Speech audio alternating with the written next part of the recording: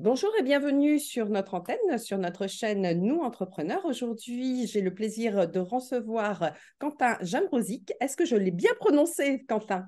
Parfaitement. Parfait. Je suis Cofondateur, assez rare. j'ai un bon point? Oui, oui. J'ai un bon point, chouette. Cofondateur de D'Or et de Vin, dont il va nous parler. Alors, première question, Quentin, s'il te plaît, est-ce que tu peux te présenter et présenter ton parcours entrepreneurial? Oui. Donc, comme tu l'as très justement dit, je m'appelle Quentin, j'ai 33 ans, comme une certaine personne connue qui a marqué la Terre, je dirais. Donc, j'ai 33 ans, j'ai fait des études de gestion à la Sorbonne. J'ai un parcours assez classique, hein, gestion puis finance. Et en dernière année, j'ai rencontré ce qui allait être mon ami et mon associé, donc Michel Lanoux. Je le rencontre en dernière année donc, du master innovation et management des technologies. À ce moment-là, on s'entend très très bien. Je pense que c'est une des meilleures années que j'ai pu vivre. Je me lie avec cette personne et tout de suite, on fait notre stage évidemment pour valider notre année. Et après quoi, on se dit finalement, le salariat, c'est pas forcément quelque chose qui nous plaît énormément. Michel travaillait dans une entreprise qui est dans le secteur de la data. Moi, j'étais en stage dans une banque, chez un banque assureur. Et puis on se dit, si on veut arriver à nos objectifs qui sont assez élevés, on va dire, mais on est un peu impatient, ça c'est vrai, il va falloir attendre beaucoup de temps et tout est très hiérarchisé, tout est très normé. Bien qu'on s'y plaisait dans ces entreprises, on avait un petit peu faim de responsabilité, on voulait toucher à beaucoup de choses et je pense que c'est le meilleur moyen quand on commence de toucher à beaucoup de choses pour savoir ce que l'on veut faire. Et donc, on s'est lancé très rapidement en tant qu'indépendant. C'était un peu le début, je dirais, de l'économie des plateformes. Et donc, on est passé via plusieurs plateformes de mise en relation entre des entrepreneurs, enfin, des chefs d'entreprise plutôt, et des entrepreneurs comme nous. Donc, on était freelance. C'était le tout début du freelancing. Je sais pas si je peux citer une marque ou pas. Mais oui, Euh, pourquoi notre antenne? C'est pour mettre en avant les chefs d'entreprise. Donc, les marques sont les bienvenues. Très bien. C'était anciennement Upwork et maintenant Malt, qui a fait, je crois, le milliard de chiffre d'affaires il y a peu. Et donc, on était dans un secteur qui était le conseil en innovation. Et donc, c'était il y a 7 ans maintenant. Donc, c'était un peu les balbutiements en fait, des termes qui paraissent aujourd'hui incontournables comme l'intelligence artificielle, la blockchain, IoT, et en fait, tous ces termes un peu techniques qui, comme beaucoup de terminologie technique, en fait, cachent un fond qui n'est pas forcément très compliqué. Et donc, nous, on avait comme vocation, en fait, d'essayer de transformer les entreprises dans lesquelles on travaillait en vulgarisant justement ces notions-là en les expliquant à beaucoup de collaborateurs, parce que derrière un terme technique, il peut y avoir des incompréhensions et donc des peurs qui ne sont pas forcément justifiées. Et donc voilà, il fallait vulgariser au maximum. Une fois qu'on avait fait cette étape de vulgarisation, c'est trouver des processus en interne pour optimiser voilà, les manières de fonctionner. Donc on a fait ça, on a fait du conseil pendant à peu près 6 ans, ouais, 5 ans plutôt. En fait, enfin, moi j'avais cette impression de reproduire un petit peu ce que faisaient les grands cabinets de conseil ou les cabinets de conseil de manière générale. Et en fait, c'était facturé à la journée, à la journée, à la journée, mais perdre un peu de sens en fait en ce que je faisais et en ce qu'on faisait. Et c'était on est dans je pense que le sens au travail, la quête, en fait, est une chose qui est très importante, d'autant plus maintenant où on a plusieurs vies en une, plusieurs vies professionnelles, j'entends. Et donc, avec Michel, on s'est dit, écoute, on va retourner finalement à nos premiers amours. On avait ensemble créé un club d'œnologie à la Sorbonne qu'on animait quasiment une fois par semaine, où on invitait une personnalité du vin. Et donc, on s'est dit, il faut qu'on fasse cet e-commerce dans le secteur du vin. Mais la condition pour qu'on le fasse, c'est qu'il y ait une caution, finalement, on soit estampillé vin de qualité. Et donc, il faut qu'il y ait une personnalité qui fasse la sélection de vin. Ça tombe bien, c'était mon papa, qui est maître sommelier, président de la plus vieille association de sommellerie du monde, voilà, qui a coaché beaucoup de personnes et qui connaît très très bien les rouages du vin. Ça tombait très bien, les planètes étaient alignées puisque lui prenait sa retraite et étant très actif, voulait également s'engager dans un nouveau projet. Donc voilà, ça a très bien tombé, c'est ce qu'on a fait. Donc finalement, on a essayé au début d'appliquer un petit peu les méthodes Lean qu'on vendait aussi chez nos clients de l'époque, c'est-à-dire il faut pas attendre que le produit soit forcément fini pour le lancer sur le marché. On va très vite lancer une plateforme de vente de vin en ligne. Le design sera forcément à revoir, l'expérience sera forcément à revoir, mais en fait, on veut le mettre très rapidement sur le marché pour avoir des premiers retours et petit à petit façonner en fait ce qui allait devenir maintenant d'or et de vin. Et donc Michel avait une partie assez technique, il a une compétence, une maîtrise de la technique, on va dire que c'est un peu le CTO finalement de la boîte. Moi, je suis plutôt le CEO, si je puis dire. Et donc l'idée, en fait, avant de créer D'Or et de Vin, c'est ce qu'on nous avait toujours appris, c'est bah, vous créez un produit, mais il faut savoir à quel problème vous répondez. Euh, Très classique. Donc j'ai été quand même conditionné à travers mes études aussi parce que je ressens le vocable que j'ai toujours appris. Après, j'essaye de faire un peu différemment aujourd'hui, mais on a fait une étude auprès d'utilisateurs en fait de sites de vente de vin en ligne. On a vu ce qui fonctionnait, on a vu ce qui ne fonctionnait pas. Et en fait, à partir de là, on s'est dit bon bah voilà, quelle va être notre proposition de valeur? Déjà, c'était le conseil. On s'est aperçu que bah, beaucoup de gens choisissaient des vins sans pour autant savoir ce qu'ils connaissaient, ce qu'ils aimaient comme vin. Et donc, ils avaient besoin d'être conseillés. Et donc, ils choisissaient un peu un vin un peu à la hâte, sans trop savoir quelles étaient les qualités de ce vin-là. C'est au même titre lorsque vous êtes dans un supermarché, vous avez 10 marques de lessive. Pourquoi vous allez choisir une marque plutôt qu'une autre? Bah voilà, c'est un peu difficile de choisir. Et l'autre chose, c'est oui, c'est j'ai mon chat qui est derrière, c'est pour ça que C'est le mien qui est devant. Euh, et donc oui, on s'est dit que trop de choix, tuer de choix. En fin de compte, si on a trop de choix, on ne sait pas quoi choisir. On a quasiment en fait une situation de stress, et donc on choisit un vin par défaut. C'est tout ce qu'on ne voulait pas. Donc on s'est dit il faut une gamme de vins qui soit assez restrictive, qui ait du conseil et après qui ait une logistique qui soit plutôt bien huilée. Mais ça, c'est pas nous qui nous en occupons. Donc c'est comme ça qu'on a posé finalement les pierres, les premières pierres de D'Or et de Vin. Ensuite, on a développé une offre à destination des professionnels de la restauration, c'est-à-dire que les premiers domaines qui nous ont fait confiance, eh bien, on les a représentés, on était agent finalement, agent commercial pour les distribuer auprès de professionnels de la restauration, donc des restaurants, des cavistes. Et puis, on a ouvert il y a peu une cave physique. Euh, voilà, donc c'est il y a 2 semaines, tout juste. Donc, pas de nouvelle chose.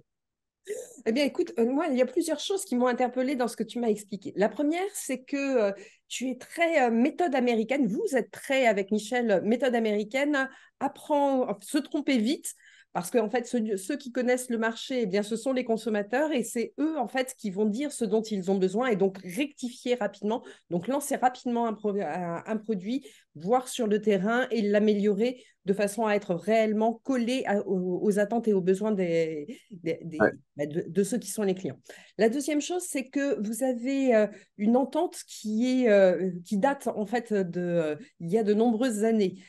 C'est d'abord une histoire de rencontre, une envie de partager et de construire quelque chose, une envie avec un projet de vie qui est, nous n'avons pas envie d'être mené par les désirs d'autres personnes, la façon de voir d'autres personnes. Nous avons envie d'avoir du sens dans ce que nous faisons et donc de prendre nos vies en main. Après, effectivement, il y a eu deux projets, l'un sur le conseil et maintenant celui sur le vin. Donc, c'est avant tout une histoire de rencontre, votre histoire. Et puis, enfin, le passage du virtuel au réel avec cette ouverture. Alors, est-ce que tu peux nous donner l'adresse de la cave? Puisque on s'adresse, là, on est beaucoup entre gens de Paris ou d'Île-de-France. Très bien. Bah, c'est Île-de-France, et ça, c'est 19 boulevard Victor Hugo à Saint-Ouen. C'est Waouh! juste en face du conseil régional d'Île-de-France, j'entends. Donc, si vous voulez acheter du bon vin et être conseiller, c'est l'endroit où il faut aller. C'est l'endroit où il faut aller. Alors, maintenant me vient quand même une question, mais comment est-ce que tes clients te trouvent? Parce que j'ai bien compris cette notion de conseil et de gamme très sélectionnée parce que ton papa est effectivement un très beau nom et donc une reconnaissance qui signe d'or et de vin. Mais voilà, comment est-ce que tes clients font pour te trouver? Ouais, bah, c'est une très bonne question. En fait, on a pris l'option avec Michel. On s'est dit, on a pas beaucoup d'argent. On a une maîtrise du site qui est bonne, mais notre site est peut-être un peu perfectible, on va dire, au début, hein, j'entends. Et donc, en fait, notre première source d'acquisition, c'était de l'organique, très, très franchement. Donc, c'était du SEO. Et en fait, très franchement, on a fait cette option un peu de, comme je dirais, de long terme, c'est-à-dire qu'on avait des pages produits qui étaient bien construites pour qu'il y ait des mots-clés qui ressortent, tout simplement. Et lorsqu'on tape le nom d'un vigneron, d'un domaine en question, on soit bien référencé. Donc, on a travaillé, on est encore en phase d'évolution parce qu'on a appris énormément sur le sujet. La structure même du site a considérablement évolué depuis 3 ans, justement, depuis qu'on a créé Dora et Devin, justement pour, euh, pour qu'il y ait un poids supplémentaire et justement qu'on soit bien référencé sur des mots-clés génériques, mais aussi très spécifiques. Donc, pour l'instant, on a un coût d'acquisition qui est extrêmement faible pour la simple et bonne raison qu'on a choisi en fait l'option SEO. On va être accompagné dans très peu de temps pour faire du SEA justement parce que, comme toute méthode, bah, elle a ses limites et il faut chercher d'autres sources d'approvisionnement et d'autres sources d'acquisition. Et j'imagine que le bouche à oreille est votre deuxième source d'acquisition. Et puis, tu as mentionné tout à l'heure qu'au départ, vous vous adressiez essentiellement aux particuliers, et puis que vous commencez maintenant à étendre un petit peu la gamme. Est-ce que tu peux nous en dire un petit peu plus sur ce virage que vous prenez? C'était quelque chose qui était prévu depuis le départ? C'est une Non, opportunité? Comment ça ouais, s'est passé? c'est clairement une opportunité. En fait, c'est clairement une opportunité parce que les vignerons avec lesquels on travaillait, beaucoup n'étaient pas forcément représentés par des agents commerciaux à Paris. Et on s'est dit, et en fait, on avait beaucoup également, on était en contact avec des restaurateurs qui nous disaient, ben, j'aimerais bien les vins que vous vendiez sur votre site, j'aimerais bien les avoir, mais à des prix professionnels. Et donc, une fois qu'on nous fait la réflexion, 2 fois, 3 fois, on s'est dit, bah, en fait, il faut lancer l'offre. Et donc, on a fait ça assez rapidement en recrutant également un commercial. On a monté cette offre-là avec Michel et mon père, beaucoup, et on s'est lancé. Et puis là, on commence par du porte-à-porte très simple parce que on est dans un secteur pas forcément vieillissant, mais on va dire qui existe depuis très longtemps. Et donc, rien ne remplace le contact humain. Et c'est aussi la raison pour laquelle on a créé une cave, c'est-à-dire qu'il y avait cette frustration et le reproche qu'on nous a fait au début, de la part même de certains cavistes, en disant, vous voulez tuer les cavistes. Or, pas du tout. En fait, on souhaitait créer une alternative d'achat de vente de vin en ligne, mais on n'allait pas du tout contre les cavistes. Et c'est pour ça que ce qui nous intéresse le plus, c'est avoir des retours quasiment en temps réel, ce qui est génial. Et c'est pour ça qu'on voulait créer ce conseil. Et donc là, on est en très grande phase d'automatisation de conseils sur notre site. Donc là, ça devrait sortir dans très peu de temps. C'est une sorte de sommelier finalement connecté, on va dire, qui va arriver dans cette nouvelle feature. Et en gros, ce qui est important également dans le secteur du vin, mais comme dans beaucoup de secteurs assez classiques finalement, ce qui fait également la différence, c'est le volume. Et en fait, ce volume nous a été permis. Et donc, plus on fait de volume, plus on a des achats, on va dire, des coûts unitaires qui diminuent. Et donc, si on arrivait à centraliser, on va dire, les commandes des consommateurs et les commandes des professionnels, on arrivait in fine à une certaine compétitivité prix pour nous qui était intéressante. Alors, et là, on se dirige de plus en plus vers une compétitivité assez haut de gamme puisqu'on veut représenter maintenant des domaines très haut de gamme. Donc, on est dans cette voie-là. Et donc là, c'est un autre virage qu'on est en train d'entamer, mais sans renier un petit peu l'essence même de Doré de Vin. D'accord. Alors, tu viens de mentionner effectivement beaucoup d'innovations et puis un secteur qui est, j'allais dire, traditionnel. Le vin en France, c'est une grande, grande tradition. Est-ce que tu peux nous partager une belle histoire client qui est arrivée chez D'Or et Devin, quelque chose qui, alors, soit avec un restaurateur, soit avec un particulier, quelqu'un qui était peut-être perdu sur le choix du vin à faire et qui a, grâce à D'Or et de Vin, réussi son dîner ou, ou peut-être la Ouais, soirée bah, pour laquelle. il y a des choses, la première qui me vient en tête, c'est tout simplement une personne qui arrive sur notre site via justement du référencement naturel, qui tape une référence, qui tombe sur notre site euh, finalement, il a besoin d'être conseillé. Donc, on avait notre chat en ligne à l'époque, donc on répondait en temps réel, mais c'était une personne qui répondait et donc elle est aiguillée. Donc, elle commande la bouteille désirée. Elle a sa bouteille, elle est très heureuse, elle revient sur le site et puis là, elle nous dit clairement, bah, je vous fais confiance. Je vous fais confiance, vous pouvez me conseiller n'importe quoi. Et finalement, c'est ça aussi qui est bien avec le contact. Alors là, c'était un chat, mais physique, c'est encore mieux. Mais en fait, quand on a cette relation de confiance et qu'on a un bon délivré, donc une bonne logistique, eh bien la personne en fait va être beaucoup plus ouverte finalement à des conseils. Et donc, elle avait un très grand dîner avec un, un investisseur. Et donc, en fait, l'investisseur connaissait cette bouteille qui était assez rare. Et il m'a dit, alors ça m'a permis de marquer des petits points et donc d'assurer en fait une belle levée juste à côté, une belle levée de fonds, j'entends. Donc ça, c'était assez cool. Et puis, un- je dirais une référence dont on est assez fier également, c'est un des domaines que l'on représente, qui s'appelle le Château Saint-Maur. On l'a fait déguster à l'aveugle parmi 100 rosés à une dégustation du Crillon, donc très très grand établissement parisien qui est géré notamment, enfin le maître sommelier là-bas, c'est le sommelier qui est un meilleur ouvrier de France qui s'appelle Xavier Tuzat, déguste avec ses équipes 100 rosés pour définir en fait lequel sera servi durant l'été. Et c'est le nôtre, donc celui du Château Saint-Maur, qui a été sélectionné. Donc on était assez fiers de cela. Ah ben, j'imagine, oui, effectivement, c'est une très très belle référence. J'espère que vous l'avez mis en avant, effectivement, et que le sommelier qui vous a fait confiance pour distribuer a à peu près perçu toute la valeur ajoutée que cela représentait. Alors, je vais changer un petit peu d'angle, Quentin. Est-ce que tu peux me dire quelle a été finalement quand tu t'es, alors peut-être pas sur la première activité, mais sur celle-ci, sur D'or et de vin, Ouais. le plus gros apprentissage que tu aies fait en tant que chef d'entreprise, quelque chose auquel tu étais peut-être déjà sensibilisé, tu avais déjà conscience que ça existait, mais ça a été une surprise, l'ampleur de ce que cela représentait. Ah, c'est difficile de hiérarchiser plusieurs choses qui me viennent en tête. Il y a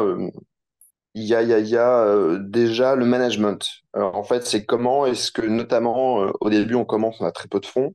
Euh, Comment est-ce qu'on va recruter des alternants, donc par définition des gens qui ne sont pas constamment dans l'entreprise, mais comment est-ce qu'on va réussir à leur indiquer une voie et qui est en fait un sentiment d'appartenance à cette entreprise. Ça, je pense que c'est la première chose qu'on n'a pas du tout en tête lorsqu'on entreprend. En tout cas, moi, ce que j'avais pas du tout en tête.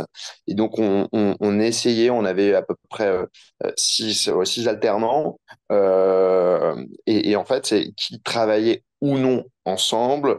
On a fait beaucoup à la fois de présentiel, mais de télétravail également, donc des gens qui se côtoient que très peu, et donc où il a fallu instaurer un petit peu des rituels à la fois de travail pour que chacun puisse travailler ensemble, mais surtout qu'on inculque les grandes valeurs finalement de notre entreprise, qui ont évolué d'ailleurs avec le temps. Et donc, c'est voilà, définir un objectif commun et que chacun ait en tête cet objectif et se battre pour cet objectif. Et ça, pour le coup, les relations humaines, on a à travers un business plan qui est assez froid finalement, puisque d'ailleurs c'est beaucoup de chiffres. On n'entrevoit pas cette dimension humaine et qui est prépondérante dans le succès d'une entreprise parce que ce sont les femmes et les hommes de l'entreprise qui vont faire son succès. Donc ça, c'est la première chose, je pense, des choses qu'on n'avait pas en tête. Euh, Après, clairement, notre plus grande courbe d'apprentissage avec Michel, ça a été sur l'UX, l'UI, tout ce qui était en fait les facteurs d'attrition ou pourquoi est-ce que les consommateurs, enfin les consommateurs, les personnes qui allaient sur notre site, les utilisateurs, n'achetaient pas. Essayer de comprendre en fait tout leur parcours d'achat et essayer en fait de donner des éléments de réassurance au bon moment, au bon endroit pour leur dire, ben, en fait, en gros, vous pouvez éventuellement trouver, bien que ce soit pas forcément le cas, mais cette même référence chez un concurrent qui est peut-être un peu plus gros. Pourquoi est-ce que vous irez chez nous plutôt que chez le concurrent qui, de par sa taille et par son antériorité, inspire une plus grande confiance. Et donc, je dirais qu'il y a ça, et puis après, il y a toute la partie grosse de manière générale. Donc, c'est SEO, SIA pour beaucoup. En fait, il y a plein de sujets. Il y a plein de sujets. Et le Michel d'il y a 4 ans, qui est mon associé, et le Quentin d'il y a 4 ans n'a rien à voir avec celui d'aujourd'hui. Et c'est ça qui est fascinant. Là, effectivement, alors on dit toujours hein, que la taille qu'une entreprise arrive à avoir est proportionnel aux apprentissages de son chef d'entreprise, sinon c'est lui qui limite la progression de son entreprise, mais il y a effectivement énormément de choses à connaître et je ne doute pas un seul instant que Michel et toi ayez une, une courbe d'apprentissage très importante et soyez très différents effectivement de ce que vous étiez il y a 4 ans. Alors justement, puisque on parle de différence, on va imaginer que je dispose d'une machine à remonter le temps. On est à Noël, on peut imaginer ce que l'on veut. Et tu viens avec moi dans la machine à remonter le temps et quand nous nous en ressortons, nous rencontrons le Quentin adolescent. Est-ce qu'il y a un conseil que tu aimerais lui donner à ce Quentin adolescent? Parce que forcément, à l'adolescence, on s'interroge sur plein de choses. Qu'est-ce que je vais devenir? Qu'est-ce que j'ai envie de faire, etc. Est-ce qu'il y a un conseil que tu aimerais lui donner? Euh, c'est très difficile hein, parce que donner un conseil sur ce que j'étais il y a X années, ça veut dire que j'ai pleinement conscience de ce que je suis maintenant, donc, ce qui n'est pas forcément vrai. En tout cas, le doute dans bien des cas est salvateur. En tout cas, il l'a été pour moi. Pour certaines personnes, il peut être destructeur, mais moi, ça n'a pas du tout été mon cas. Euh, et en fait, malgré tout, le doute est très bon. Il faut se faire confiance et il faut ouais, travailler. Et si oui, multiplier les rencontres. Alors ça, c'est être curieux. Si j'étais à refaire, je pense que je serais d'autant plus curieux. Je multiplierais les rencontres et les échanges avec beaucoup de personnes et qui opèrent dans un secteur différent du mien, qui soient plus vieux ou pas. Mais ouais, je pense que c'est vraiment la chose la plus. Enfin, si je revenais un petit peu sur ce Quentin adolescent, c'est comme beaucoup, on a des œillères et je pense que si à l'époque je les avais enlevées, j'aurais pu me libérer de certaines chaînes bien avant et j'en ai encore pas mal, hein, mais je pense que c'est dialoguer, aller à la rencontre, faire énormément d'expos, enfin toujours essayer de sortir un petit peu de ce que l'on sait. Parce que le temps que l'on gagne adolescent, eh ben, c'est bien parce que c'est une victoire après pour la suite. Donc, attiser sa curiosité au maximum. Alors, je suis complètement en phase avec toi. Et d'ailleurs, chez nous, on l'a résumé par un slide qui indique un je sais barré avec un gros sens interdit. Et effectivement, c'est ouvrir les oreilles, ouvrir les yeux et ne pas se dire, tiens, je sais ça déjà et donc je ferme mon esprit. Mais au contraire, j'essaye de voir s'il y a un autre paramètre, un autre ingrédient peut-être que je n'avais pas complètement compris. Et c'est au travers de la rencontre et des discussions qu'on peut avoir avec d'autres personnes que ces étincelles peuvent jaillir. Alors, une dernière question, Quentin. Est-ce que justement, il y a une question que je ne t'ai pas posée et que tu aurais aimé que je te pose? Peut-être sur les projets que vous avez pour 2024, 2025, peut-être. Tu peux partir dans la direction qui t'intéresse. Ouais, alors moi, le truc très simple, c'est que il faut en effet croire en soi. C'est pas un conseil, c'est pas quelque chose, c'est se dire tester. Et en fait, si vous vous cassez la gueule, c'est pas grave parce que vous apprendrez forcément en fait de ce moment-là. Essayez au maximum. Si un quelconque milieu ne vous plaît pas, fuyez-le et allez autre part. Ne restez pas dans des carcans. Bougez-vous en fait au maximum. Soyez curieux, apprenez. Il y a plein d'outils en ce moment qui permettent quand même l'apprentissage un peu en autonomie. Ouais, il faut. Si on n'aime pas quelque chose, et ben très bien, on s'en sépare et on va vers autre chose, on va vers une autre voie. Je pense que c'est la chose le seul conseil que j'ai à donner. Après, nous, voilà, on va continuer notre chemin sur la vente de vin en ligne, sur l'export, puisqu'on va exporter beaucoup de vin maintenant au Mexique également. Tous ceux qui veulent venir sont les bienvenus, que ce soit sur notre site d'Or et de Vin ou à la cave. Je le répète, 19 boulevard Victor Hugo.